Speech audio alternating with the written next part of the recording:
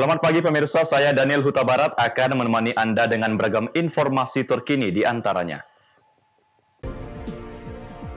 Viral video hak suara digunakan orang lain di Karo.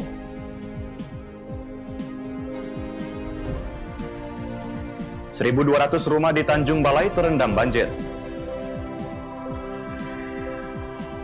Jurnalis di Medan ambil peluang usaha dari eukaliptus. Selain cuplikan berita tadi, kami juga akan menghadirkan beragam informasi lainnya. Pemirsa, kita jelang semut hari ini pagi selengkapnya.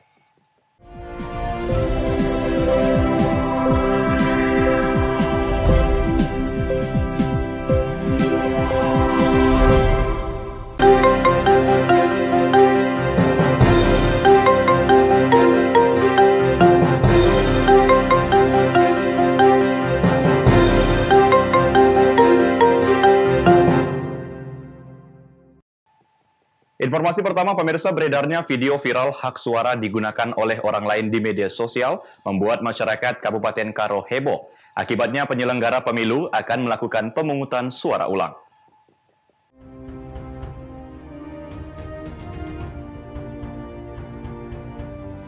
Beredarnya video hak suara digunakan orang lain di media sosial membuat masyarakat Kabupaten Karo, Sumatera Utara heboh. Dalam video berdurasi 4 menit tersebut, terlihat seorang wanita bersama dengan anaknya akan memberikan hak suaranya di TPS 25 Kelurahan Lau Cimba, Kecamatan Kabanjahe, Kabupaten Karo.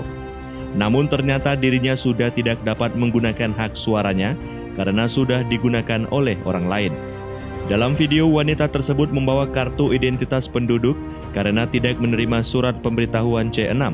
Namun sesampainya di TPS, ternyata surat pemberitahuan C6 miliknya sudah dipakai oleh orang lain. Menanggapi kejadian ini, Ketua Bawaslu Kabupaten Karo Eva Juliani Pandia membenarkan adanya kejadian tersebut.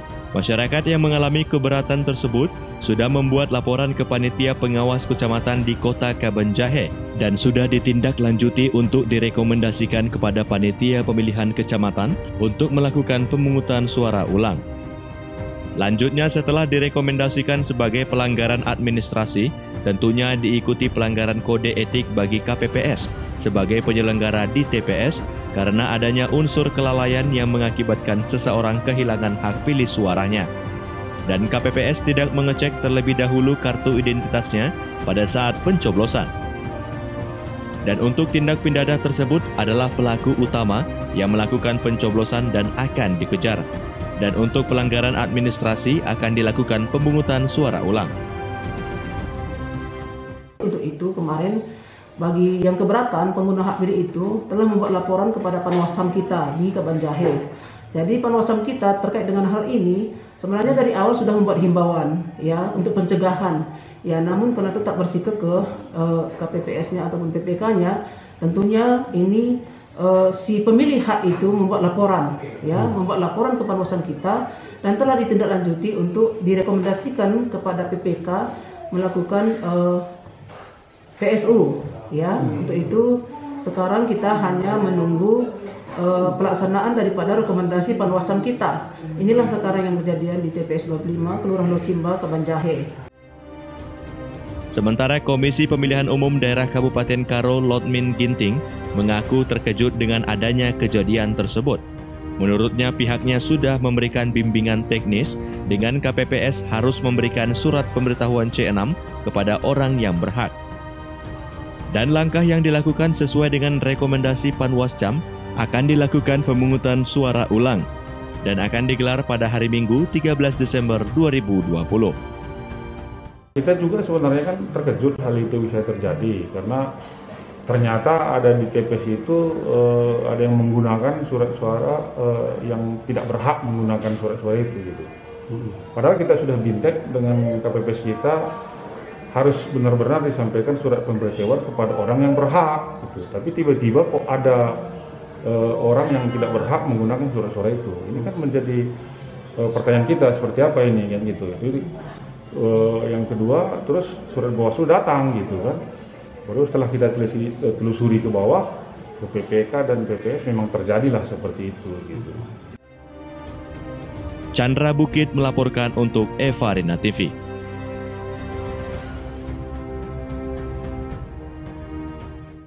Sementara itu pemirsa, proses penghitungan suara tingkat kecamatan pada pemilihan wali kota Medan dimulai Jumat kemarin. Penghitungan terlambat sehari akibat terjadi gangguan pada situs rekapitulasi elektronik KPU atau Sirekap Web. Rekapitulasi dimulai setelah KPU Medan mendapat izin dari KPU Provinsi Sumatera Utara dan KPU Republik Indonesia untuk melakukan rekapitulasi secara manual.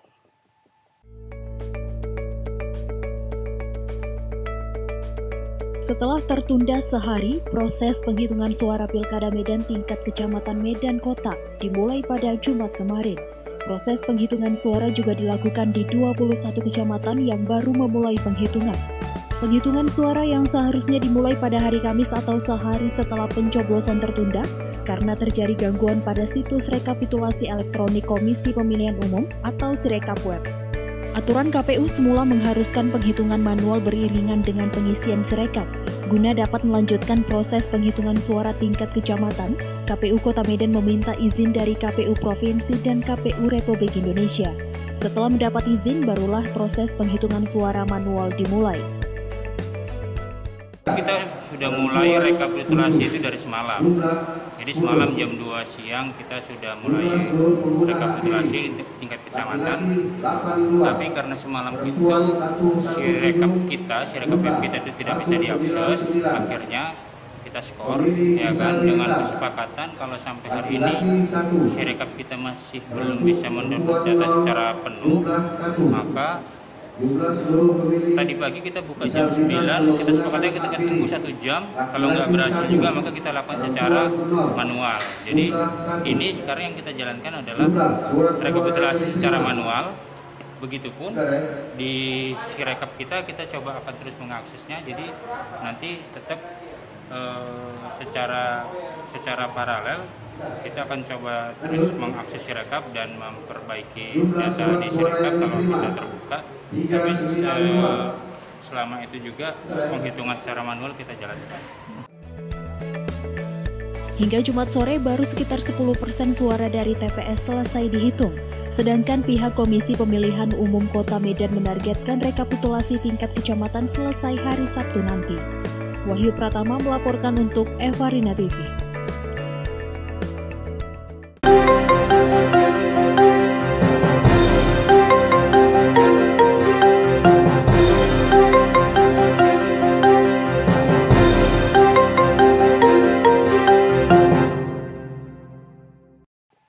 Informasi lainnya, pemirsa, Polres Pematang Siantar, Sumatera Utara limpahkan berkas perkara kasus penistaan agama terkait perkara memandikan jenazah yang bukan muhrimnya oleh 4 tersangka petugas kamar jenazah RSUD Dr. Jasamen Saragih, Kota Pematang Siantar.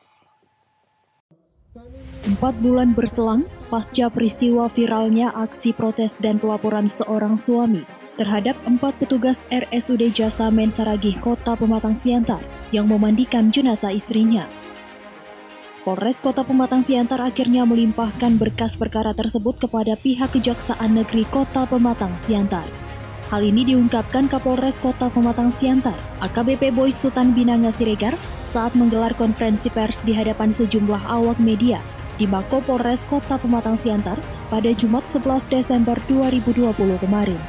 AKBP Boy mengatakan, keempat tersangka masing-masing berinisial DAA, RE, ES, dan RS ditetapkan sebagai tersangka karena telah melanggar pasal 59 ayat C, Jo pasal 51 Undang-Undang Republik Indonesia nomor 29 tahun 2004 tentang praktek kedokteran, atau pasal 156 AKUHP tentang penistaan agama dengan ancaman hukuman 5 tahun penjara. Meski telah ditetapkan sebagai tersangka, dan berkas perkaranya dilimpahkan kepada pihak Kejaksaan Negeri Kota Pematang Siantar, namun keempatnya tidak ditahan selama masa penyidikan karena alasan masih bertugas dan digunakan tenaganya dalam pemulasaran jenazah di RSUD Jasamen Saragih, Kota Pematang Siantar. Press release ini yang kita adakan di sini yaitu berkaitan adanya laporan dari Bapak Fauzi Munte ya, terhadap pemandian jenazah almarhumah istrinya, di mana nanti kita terapkan sesuai dengan pasal 79 Junto 51 ya, tentang praktek kedokteran. Jadi hari ini kita sudah Undang-Undang RI nomor 29 tahun 2004 tentang praktek kedokteran. Hari ini kita sudah menetapkan untuk penetapan tersangkanya. Bisa dijelaskan ada berapa orang tersangkanya? 4. Untuk 4 tersangka yang kita tetapkan, ada 4 yang terlibat dalam pemandian jenazah. DAA, 2 RE, 3 ES, 4 RS. Keempatnya adalah pegawai Badan Layanan Umum Daerah Rumah Sakit di Kota Pematang Siantar. Nah, jadi keempat tersangka sampai saat ini belum kami tahan karena yang bersangkutan masih digunakan tenaganya. Sampai saat ini belum ada tenaga pengganti untuk pemandian ataupun pemulasaran jenazah. Dan juga mereka tidak melarikan diri, sehingga sesuai dengan aturan masih kita belum tahan. Keempat tersangka ini diancam pasal berapa? Kemudian ancaman hukumannya enggak? 5 tahun. Untuk ancaman hukumannya 5 tahun. Menanggapi hal tersebut, Muslimin Akbar selaku kuasa hukum pelapor menyampaikan apresiasi atas kinerja dari Kepolisian Polresta Pematang Siantar, dan ia pun berharap agar petugas juga dapat mengusut dan memproses adanya keterlibatan dan tanggung jawab para petugas RSUD Jasa Mensaragi terkait kasus ini. Penetapan tersangka ini kita sambut baik dengan adanya langsung diumumkan Bapak Kapolres. Hal ini kami hormati dan ini adalah kerjasama yang baik, prestasi yang baik. Namun kami berharap tidak di level pelaksanaan ini saja yang harus mempertanggungjawabkannya. Tingkat manajemen, orang-orang yang memerintahkan oleh sistem ini juga akan kita usut lagi dalam penerapan hukum yang seadil-adilnya. Jadi mereka yang bertindak dan berbuat pelaksanaan mandi jenazah dalam sektor pelanggaran syariah tadi, pelanggaran hukum dan didiktumkan dalam penistaan agama 156 huruf A, itu adalah 5 tahun. Ya. Kemudian kami juga meminta dengan nanti dalam pelaksanaannya juga dalam manajemen ini juga harus ditindaklanjuti. Ini secara kelembagaan sebagai kuasa hukum mengucapkan banyak terima kasih atas kinerja rekan kami dari pihak kepolisian, khususnya Bapak Kapolresta dan tim di dalam hal ini. Kemudian good job dari kami. Kasus ini bermula setelah video suami dari salah seorang pasien RSUD Jasa Mensaragi yang protes terhadap petugas RSUD yang memandikan jenazah istrinya viral di media sosial, di mana jenazah perempuan dimandikan oleh 4 petugas laki-laki yang bukan muhrim. Publik pun heboh dan menyesalkan tindakan pihak RSUD Jasa Mensaragi yang memandikan jasad wanita tidak sesuai dengan syariat Islam, sebab jenazah dimandikan oleh orang yang bukan muhrimnya. Pentanews Sembiring melaporkan untuk Evarina TV.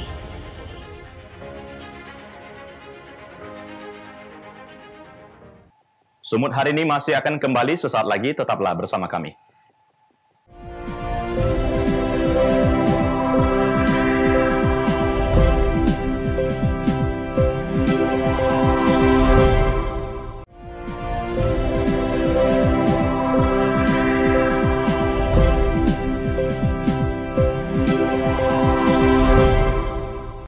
Terima kasih Anda masih bersama kami pemirsa. Hujan deras serta tanggul penahan banjir jebol. Sebanyak ribuan rumah di 7 kelurahan di Kota Tanjung Balai, Sumatera Utara terendam banjir.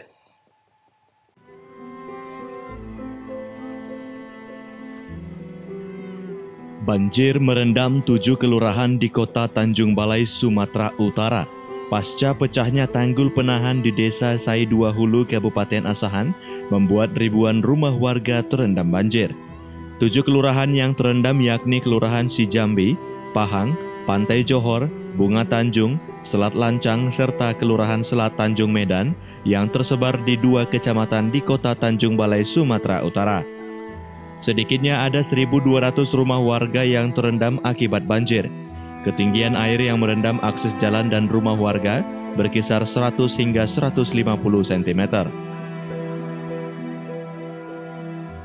Terkena udah berapa hari, Pak? 3-4 hari lah. 3-4 hari ya? Iya.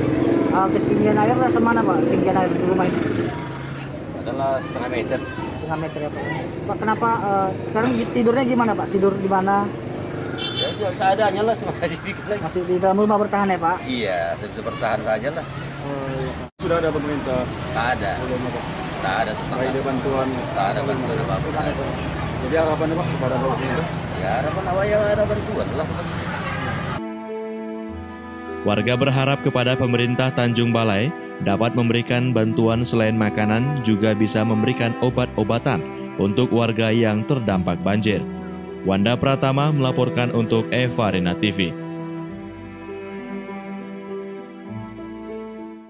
Selain itu, banjir yang merendam sejumlah wilayah di Batubara, Sumatera Utara mulai surut. Namun warga diimbau tetap waspada terhadap banjir susulan karena potensi curah hujan masih tinggi.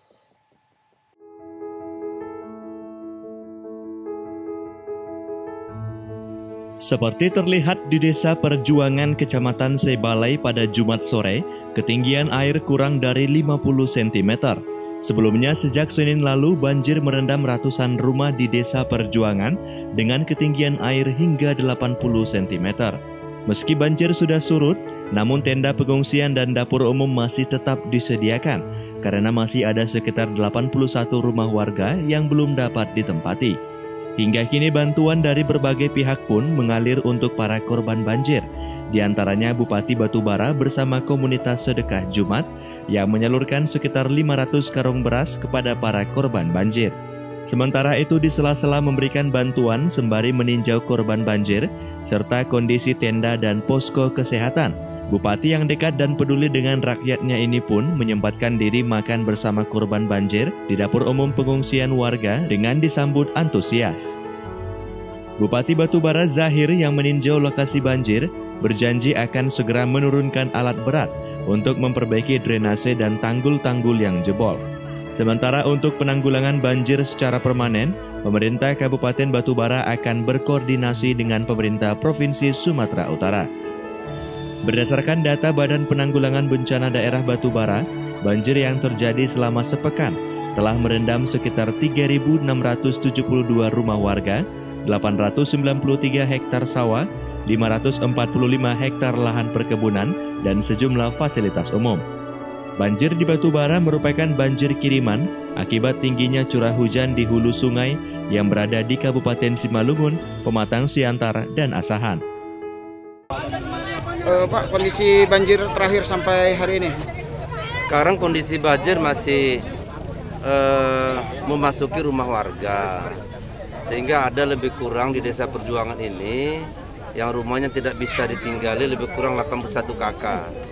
Nah, di tempat inilah kita buat tempat penampungan sementara, dan tempat ini juga disiapkan dapur umum.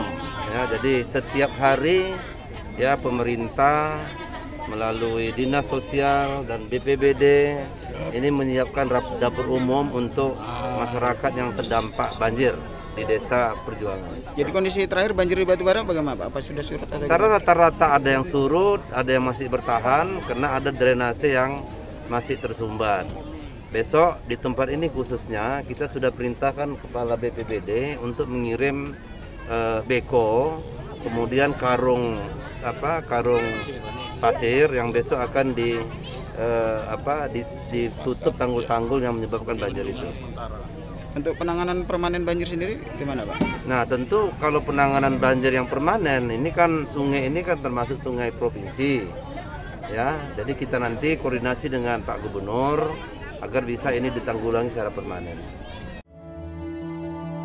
Taufik melaporkan untuk Eva Arena TV. Pemirsa, Kepolisian Daerah Sumatera Utara dan Biro Psikologi SSDM Mabes Polri memberikan bantuan trauma healing bagi korban banjir di Perumahan De Flamboyan, Desa Tanjung Selamat, Deli Serdang. Kegiatan dilakukan di halaman posko pengungsian untuk meringankan psikologi korban banjir di kawasan tersebut.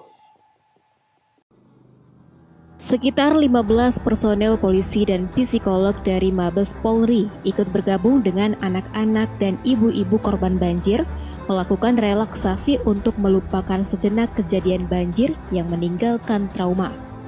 Dalam kegiatan trauma healing ini, kegembiraan anak-anak dan korban lainnya dibangkitkan dengan bernyanyi bersama dan bermain untuk membangkitkan semangat hidup. AKBP Andi Hendrawan, Kabak Psikologi Biro SDM Polda Sumut mengatakan, kegiatan trauma healing ini bagian dari upaya Polri membantu meringankan beban psikologi korban banjir di perumahan di Flamboyan.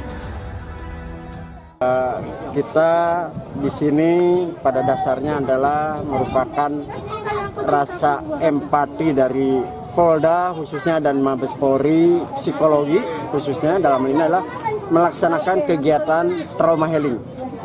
Trauma healing adalah merupakan bentuk kegiatan yang kita laksanakan secara kontinu apabila ada hal-hal yang berkaitan dengan bencana, dengan musibah. Kemudian kegiatan ini dilandasi oleh adanya pemikiran bahwa mereka tentunya setelah mendapatkan dampak dari bencana tentunya akan berpengaruh terhadap katakanlah tingkat psikologis mereka.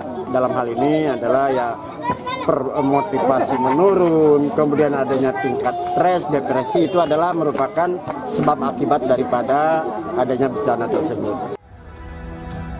Sampai saat ini sekitar 164 kepala keluarga atau 300 jiwa yang mengungsi karena rumahnya rusak dan berlumpur akibat banjir. Wahyu Pratama melaporkan untuk Evarina TV.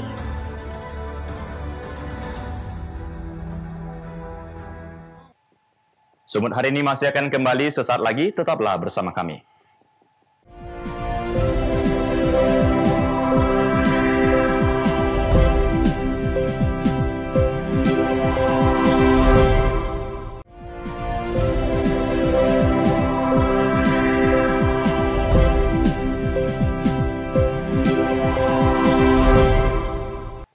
Terima kasih Anda masih bersama kami, pemirsa. Sejumlah jurnalis Kota Medan mengambil peluang usaha di masa pandemi dengan memanfaatkan daun eukaliptus untuk dijadikan sejumlah produk turunannya berbahan minyak atsiri.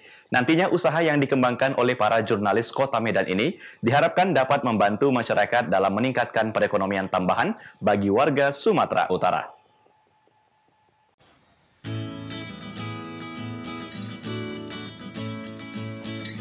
Untuk membantu pemerintah dalam memutus mata rantai penyebaran COVID-19 dan membantu warga dalam mengembangkan usaha di masa pandemi, sejumlah jurnalis Kota Medan membuka peluang usaha dengan memanfaatkan daun eukaliptus untuk nantinya disuling menjadi minyak atsiri dan dijadikan sejumlah produk turunannya seperti sabun, aromaterapi, hand sanitizer, dan minyak kayu putih serta baby oil.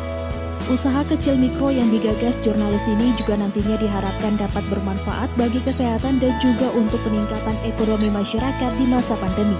Pemerintah Kota Medan menyambut baik gagasan dari UKM Jurnalis Bina Mandiri atau JBM untuk menanami tanaman eukaliptus pada taman-taman yang ada di Kota Medan. Sambutan ini disampaikan langsung oleh Kepala Dinas Kebersihan dan Pertamanan Kota Medan, M. Husni, saat memberikan sambutan pada kegiatan penanaman bersama bibit eukaliptus dan demo penyulingan minyak atsiri di Taman Carika, Kecamatan Medan Johor, Sumatera Utara. Kadis Kebersihan dan Pertamanan M. Husni mengatakan, penanaman eukaliptus sebagai bahan untuk produksi minyak atsiri merupakan hal yang sangat mereka apresiasi. Sebab produk ini sangat bermanfaat bagi kesehatan dan juga untuk peningkatan ekonomi masyarakat di masa pandemi. Dan nantinya usaha ini akan terus dikembangkan dengan memanfaatkan lahan tidur yang dimiliki pemerintah Kota Medan. Pertama kami menyambut baiklah ide dan inisiasi dari kawan-kawan UKM jurnalis yang hari ini tidak hanya melihat dan mengkritis, tapi berbuat untuk sebuah implementasi. Saya berharap program ini berkesinambungan dan menjadi pilot project. Makanya kami dari Dinas siap untuk mendampingi program ini. Karena kita menyadari hari ini di tengah kondisi COVID yang ada, kita harus membangkitkan inisiasi berbuat apapun. Sehingga salah satu yang mendapat bermanfaat. Yang kedua, apalagi hari ini kita bicara sebuah produk dari hulu sampai dengan hilir ya. Kami pikir dapat kita lakukan dengan berkolaborasi dengan sebuah pihak. Ada perguruan tinggi, ada TPL, ada juga ahli-ahli yang memahami. Duduk bersama. Ini menjadi sebuah brand baru di Kota Medan. Sekretaris UKM Jurnalis Bina Mandiri mengatakan, kegiatan ini merupakan salah satu ide yang muncul untuk memberikan solusi atas penyebaran COVID-19 di tengah masyarakat. untuk mengembangkan UKM dari eukaliptus sendiri, Bang? Jadi kan berdasarkan penelitian minyak asli dari eukaliptus ini dan aromanya sedikit banyaknya bisa membendung penyebaran dari COVID-19 yang saat ini menjadi pandemi di seluruh dunia. Nah ini kan ini ada di Sumatera Utara dan salah satunya pohon eukaliptus ini bisa kita peroleh dari salah satu perusahaan swasta yang ada di Sumatera Utara ini. Nah kita coba kembangkan produk turunannya, baik itu berupa sabun cair, sabun batangan, aromaterapi, dan minyak untuk bayi. Nah ini sudah banyak permintaan sebelumnya kepada kita, baik dari Pulau Jawa maupun dari tempat-tempat lainnya. Hanya saja keterbatasan kita masih karena kegiatan kita sebagai jurnalis juga tidak bisa kita tinggalkan sehingga produksi itu terkendala. Namun berkat bantuan kawan-kawan tetap produksi ini bisa kita lakukan namun dalam skala kecil. Selain penanaman eukaliptus di lahan Taman Cadika, dalam kegiatan ini juga dilakukan demo penyulingan minyak atsiri secara tradisional dan diharapkan usaha kecil mikro yang digagas dan dijalankan oleh para jurnalis Kota Medan dapat memberikan dampak positif bagi masyarakat yang terdampak secara ekonomi akibat pandemi COVID-19. Serta usaha ini dapat berkembang ke sejumlah daerah di Indonesia, khususnya di Sumatera Utara. Daniel Pukuali melaporkan untuk Evarina TV.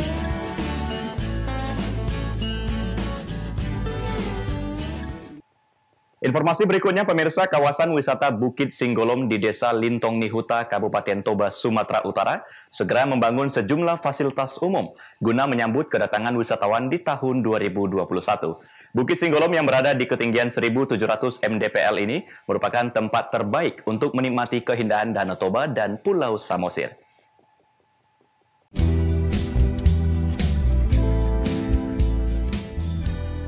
Keindahan Danau Toba dan Pulau Samosir lebih leluasa untuk dinikmati bila kita berada di dataran tinggi. Kawasan Bukit Singgolom di Desa Lintong Nihuta, Kabupaten Toba, Sumatera Utara, menjadi salah satu tempat terbaik untuk melakukan hal tersebut. Lokasi ini berada di ketinggian 1.700 meter di atas permukaan laut. Bukit Singgolom dapat ditempuh dalam waktu 30 menit dari ibu kota Kabupaten Toba, Balige. Seorang wisatawan asal kota Sibolga bernama Boya Reva mengagumi keindahan Danau Toba dan Pulau Samosir yang dilihatnya dari Bukit Singgolom. Tempatnya nyaman, indah, backgroundnya juga sangat luar biasa dan udaranya segar, ada mataharinya. Terus kalau terjaga dari COVID-19. Ungkapan serupa berasal dari Fitri Saragi. Warga Balige ini mengaku dapat melepas kepenatan ketika berada di Bukit Singgolom. Udah sering sih, udah sering. Kan hari-hari weekend gini anak-anak lagi mulai untuk pelajaran kan, bawa kemarin untuk bilangkan stresnya untuk pelajaran. Tadi ngapain aja Bu di sini? Ya makan, foto-foto, ya refreshing lah. Kepala Dinas Pariwisata dan Kebudayaan Kabupaten Toba, John Peter Silalahi menjelaskan, pihaknya akan membangun sejumlah fasilitas umum seperti toilet, pendopo untuk berteduh, jalur pejalan kaki, serta papan informasi. Tetapi terkait dengan penataan sudah kita lakukan. Ke depan, Singgolom ini merupakan bagian dari pengembangan Desa Lintong Nihuta secara keseluruhan. Kemudian tahun depan Kementerian Dinas Kebudayaan dan Pariwisata Provinsi akan membangun signboard di sana tentang geopark. Bukit Singgolom merupakan salah satu tempat yang dikunjungi oleh Raja Belanda Willem Alexander dan Ratu Maxima Ceruti dalam kunjungan di Indonesia pada bulan Maret 2020. Dari Kabupaten Toba, Sumatera Utara, Doni Aditra, Kantor Berita Antara, mewartakan.